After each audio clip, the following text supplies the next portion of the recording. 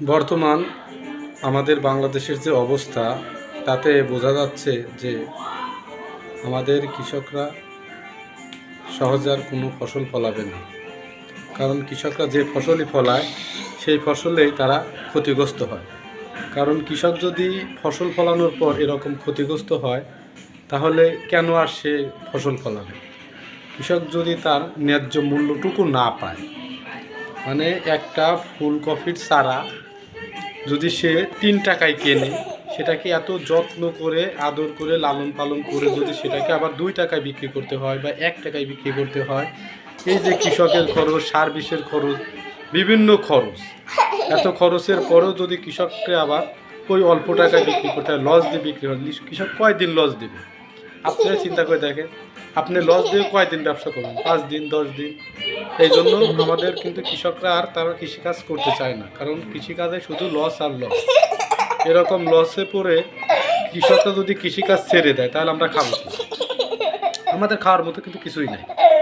কারণ কৃষিকাজ যদি কৃষকরা না করে, আমাদের কিন্তু চাকরি বাকরি ছেড়ে দিয়ে কৃষিকাজ করতে হবে। আমরা যারা শহরে থাকি তারা কিন্তু আমরা কৃষকের খোঁজ খবর নিই না, কারণ আমরা কৃষকের কোনো মূল্যায়নও করি না। আমরা বাজারে গেলেই একটা জিনিসের দাম বাড়লেই আমরা হতাশ হয়ে পড়ি, বলি যে এত দাম এত দাম। আরে ভাই, বিদেশি একটা সাবানের কত দাম এটা চিন্তা করেন না, এক লিটার তেলের কত টাকা দাম এটা কেউ চিন্তা করেন না। শুধুমাত্র কৃষকের ফসলটার দিকে আপনাদের নজর যায়। কে রে ভাই, কৃষক তো আমাদের দেশেরই মানুষ, তাই না? এরা যদি ২ টাকা বেশি পাইলে আপনার ক্ষতি কী? এরা যদি ২ টাকা বেশি নেয় এতে তো আপনাদের কোনো ক্ষতি হওয়ার কথা না।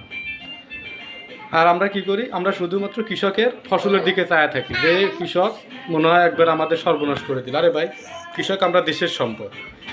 ফুলকপি বিক্রি করতে পারে না, ১ টাকা ২ টাকা কেজি বলে। ওই দিন আমি ভিডিও করছিলাম না, কয়েকটা ভিডিও দিছি যে কৃষক আসলে অপারগ হয়ে গেছে, আর পাইতেছে না। আমি ভিডিওতে বলে দিছি, কৃষকদেরকে অনুরোধ করছি পাবলিকে খাবাইয়েন না, যেহেতু পাবলিকের এখন সস্তায় রুচি নেই। হ্যাঁ, দাম বেশি থাকলে রুচি হয়, এগুলো জমিতে নষ্ট করে দেন, সার হিসেবে ব্যবহার হইব।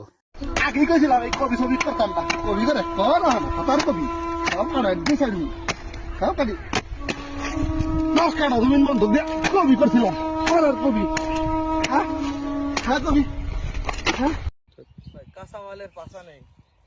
সারা জীবন শুনে আছি কাঁচামালের পাশা নেই। এই যে ১ টাকা ১.৫ টাকা কেজি কপি, তাও নেওয়ার মানুষ নেই। ১.৫ টাকা কেজি কপি বেচার জায়গা নেই। এই কপি নিয়ে কি করবে, যে এটা ফেলে রাখেছে ভাই, নেওয়ার মানুষ নেই। এই জন্যই সারা জীবন বলে কাঁচামালের পাশা নেই, এবং চাষিদেরও পাশা নেই।